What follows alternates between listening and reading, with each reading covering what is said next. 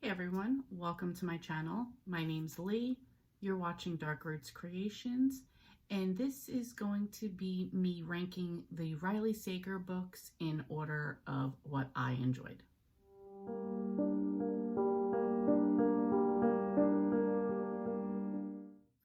Riley Sager published his first thriller under that name in 2017. I read my first Riley Sager in 2019, and I've since read every book that he has that came out. So, being that he has a new book coming out this month in June, I thought I would rank the previous books in order that I enjoyed them. And maybe if people are out there, I know people were iffy about some books of his, didn't enjoy them. Just going to kind of go over and give like my overview of what I thought, rank them in order from least to favorite, and that will be in anticipation for the new book, The House Across the Lake, that is coming out this month. So it's kind of interesting as I'm looking back over the star rating that I've given these books. I actually liked his earlier work a little bit better, but let's get into that right now. So, so Riley's first book was Final Girls, and this came out in 2017. This was the third Riley Sager book that I finished, and I finished this in in February 2021, and I gave this one 5 stars. I know Final Girls is very controversial with people. It's like a love it or a hate it. And I know a lot of people compare it to the Final Girls support group by Grady Hendrix. I did not read that book by Grady Hendrix. I read the Southern Book Club's Guide to Slaying Vampires, or whatever that was called. I enjoyed that. Again, another controversial one, but we're not here about Grady Hendrix. We're here about Riley Sager. So I'm going to give a little brief synopsis of what it says, and then if I made any sort of notes in Goodreads about the book, I will list that as well. I'll read that as well. So, Final Girls is 10 years ago, college student Quincy Carpenter went on a vacation with 5 friends and came back alone, the only survivor of a horror movie scale massacre. In an instant, she became a member of a club no one wants to be part of, a group of similar survivors known in the press as the Final Girls. Lisa, who lost 9 sorority sisters to a college dropout's knife, Sam, who went up against the sack man during her shift at the Nightlight Inn, and now Quincy, who ran bleeding through the woods to escape Pine Cottage, and the man she referred to only as him. The 3 girls are all attempting to put their nightmares behind them and, with that, one another. Despite the media's attempts, they never meet. Now Quincy is doing well, maybe even great, thanks to her Xanax prescription. She has a caring, almost fiance, Jeff, a popular baking blog, a beautiful apartment, and a therapeutic presence in Coop, the police officer who saved her life all those years ago. Her memory won't even allow her to recall the events of that night. The past is in the past. That is until Lisa, the first final girl, is found dead in her bathtub, wrist slit, and Sam, the second, appears on Quincy's doorstep. Blowing through Quincy's life like a whirlwind, Sam seems intent on making Quincy relive the past, with increasingly dire consequences, all of which make Quincy question why Sam is really seeking her out. And when new details about Lisa's death come to light, Quincy's life becomes a race against time as she tries to unravel Sam's truths from her lies, evade the police and hungry reporters, and most crucially, remember what really happened at Pine Cottage before what was started 10 years ago is finished.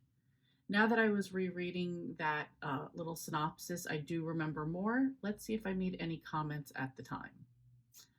I did not. So let me give my thoughts now going back on that. Um, I do remember that Sam seemed super shady, like she had an alternate reason for being there the whole time. She was very pushy, and I think that Quincy was a little too lax with just kind of like letting things go. being a final girl, if you didn't realize what that meant there, is like in a horror movie, the last person alive, which is usually a girl, is considered the final girl. So in this case, this is about women who had survived some sort of trauma, some murders, they were the one that survived basically. So, um, and then Quincy's also wrapped up in trying to figure out what happened with Lisa. So there's that going on. I don't want to say anything between Jeff and Coop, like her relationships with them. Again, I really enjoyed this one. This was, like I said, the third book I read by Riley Sager, and I know people love it or hate it. So it does have that controversy behind it, but I also think it's that topic because, like I said, with the Grady Hendrix book, I feel like that was it too. People love or hate it. So I really do think it is the topic. The 2018 book by Riley Sager is The Last Time I Lied. This came out and I read this. This is the fourth book that I read. I read this in July 2021. I did give it 5 stars. This is probably, I usually hands down say that The Last Time I Lied is my favorite Riley Sager book. I'm going to give a quick description on this one as well.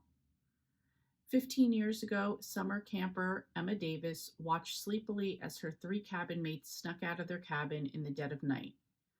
The last she and anyone saw of them was Vivian closing the cabin door behind her, hushing Emma with a finger pressed to her lips. Now a rising star in the New York City art scene, Emma turns her past into paintings.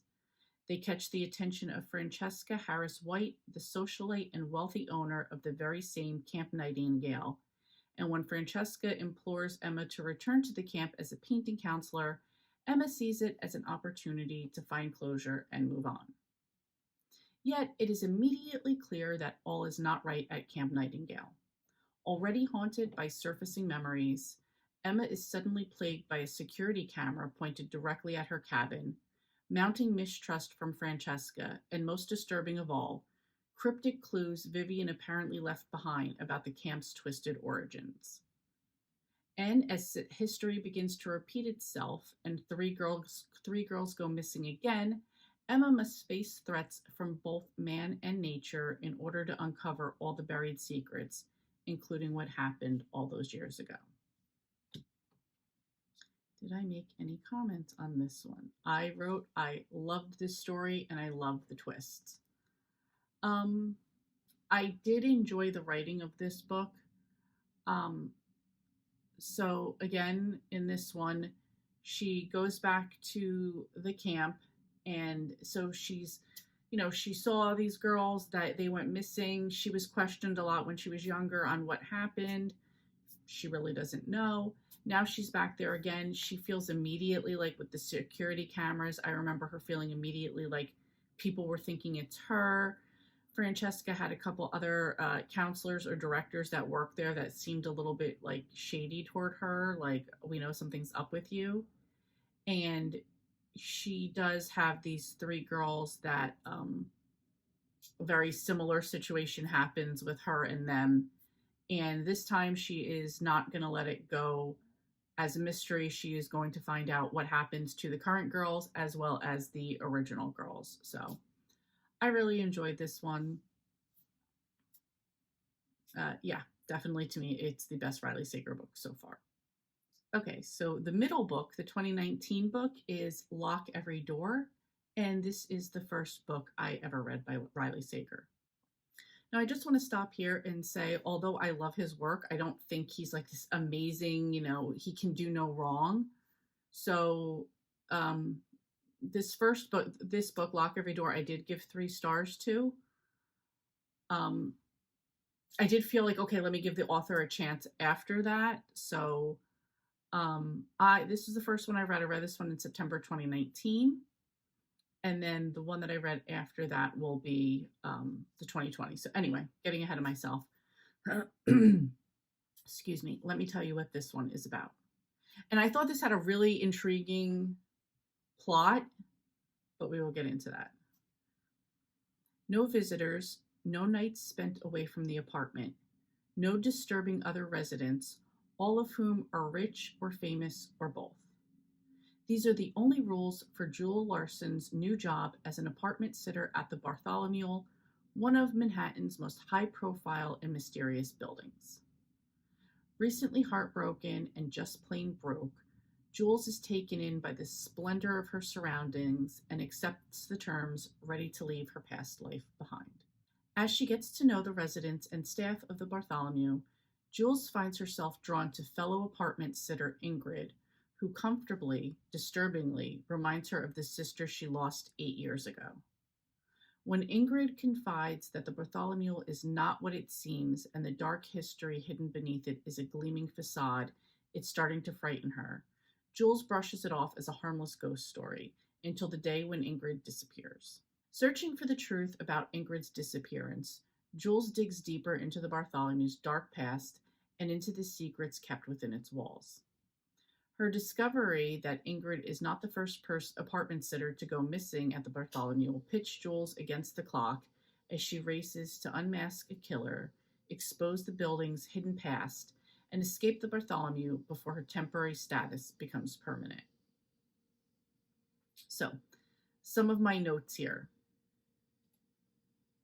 I like this, especially the first 75% of the story. After that, when it starts to take a turn, I was kind of like, please don't tell me this is going where it's going. And then I put a spoiler. Then it turned again, and it was better than the actual twist. And I say what happened. I think I would have to give this more time to settle in before I really decide if I enjoyed it or not. Having read this being the first one that I read by him and reading other ones and now having, a few years to think about it, when I think back to this one, I get super annoyed. What the actual twist turned out to be was better than like what it was hinting to, but I still thought overall it was like really dumb. You're excited the whole time, like it's very intriguing. What's this going to be? You have such high hopes for what's going on, and the pace was going really well. And then like when the reveals start happening, I'm like, what? Like, no. So, again, that was 75% of the story. So that's where I give the 3 stars to. It dropped heavily after that. So, I mean, we were well on our way to a higher star rating than that. So that was the first one. So I did give it a chance after that, and I read the next one. So the 2020 book was Home Before Dark. This was the second book that I ever read by him, and I read this in January 2021. From just listening to other people talk about Riley Sager books, this to me is by far most people's favorite book. And I think that's because it's kind of like got that like ghost story twist to it. Let me read it to you and tell you what it's about. What was it like living in that house? Maggie Holt is used to such questions. 25 years ago, she and her parents, Ewan and Jess, moved into Bainbury Hall, a rambling Victorian estate in the Vermont woods. They spent 3 weeks there before fleeing in the dead of night, an ordeal Ewan later recounted in a nonfiction book called House of Horrors. His tale of ghostly happenings and encounters with malevolent spirits became a worldwide phenomenon, rivaling the Amityville Horror in popularity and skepticism.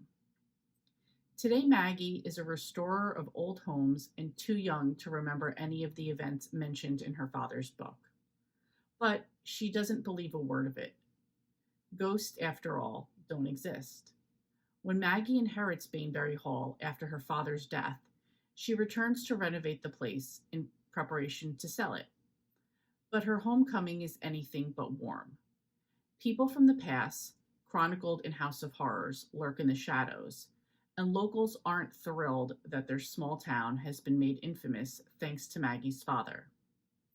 Even more unnerving is Bainbury Hall itself, a place filled with relics from another era that hint to a history of dark deeds. And Maggie experiences strange occurrences straight out of her father's book, and she starts to believe that what he wrote was more fact than fiction. So and what I wrote about it was a good story. Nothing was predictable. I enjoyed the roller coaster. So you definitely get the haunted house vibes of this, and I think the plot just really gives you a good idea of what is going on in this. So she goes back. She really wants to have nothing to do with this place. She just wants to fix it up, to sell it, and be out. And she just starts noticing things, and people coming back to her about it, people in the town questioning things, just really makes her start thinking about it.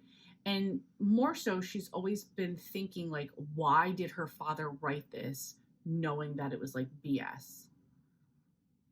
So, like, she always felt like it was just like a cash grab, and she's like been embarrassed by like being famous for this. So, um, once things people start coming to her and things start turning around, she starts questioning things. That's when it started getting really good. If I didn't say it already, I gave this one 4 stars. And the most recent book by Riley Sager was Survive the Night, which came out in 2021. I read it in October 2021, which I think was pretty close to when it came out. Let me see if it actually says here when it was released. It was published June 29th, 2021, and I read it in October. So let me read this one. This is Charlie Jordan is being driven across country by a serial killer. Maybe. Behind the wheel is Josh Baxter, a stranger Charlie met by the college rideshare board, who also has a good reason for leaving university in the middle of the term. On the road, they share their stories, carefully avoiding the subject dominating the news, the campus killer, who's tied up and stabbed 3 students in the span of a year and has just struck again. Traveling the lengthy journey between university and their final destination, Charlie begins to notice discrepancies in Josh's story. As she begins to plan her escape from the man she's becoming certain is the killer, she starts to suspect that Josh knows exactly what she's thinking, meaning that she could very well end up as his next victim. And what I wrote about it at the time. Started out as a 4. First twist got boring and it turned into a 3. Next twist bumped it up to a 3.5. For the purposes of Goodreads ratings, it's Riley Sager, so I'm pushing it up to a 4 because we all know we can't do half stars on Goodreads. Thinking back on it now, it was like there was a lot of tense times going on. You're definitely like, what's going on with Josh? Them telling stories back and forth to each other. You're hearing things in Charlie's head from her point of view. So that was getting really good. Then when the one twist happens, it was like, really? Like, again, like, no. But then the next twist bumped it up for me for sure. Again, not the best. And again, I wouldn't have even said 4 stars. So my actual star rating would be 3.5. So that would put them in this order. For me, it would be from worst to best. So the worst would be Lock Every Door, then Survive the Night, followed by Home Before Dark, The Final Girls, and my favorite is The Last Time I Lied. So this is all culminating in The House Across the Lake, which is coming out on June 21st. I will link the video below that I put this in my most anticipated reads video and that I was looking forward to it. So that's why I kind of like wanted to go back. Riley Sager didn't have that many books out. What is that? That's 5 books. So I thought this would be an easy way to kind of go over some of those older ones. If people are interested in reading anything by him, I'm really looking forward to this one, The House Across the Lake, that's coming out. I do read the synopsis in the anticipated reads video. That's why I'm not reading it again here.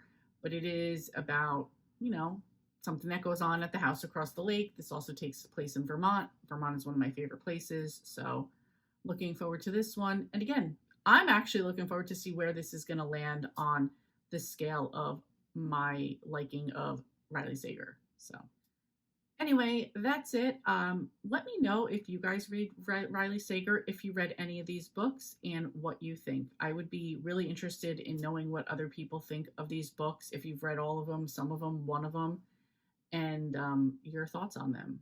Thank you so much for watching, and I will see you next time.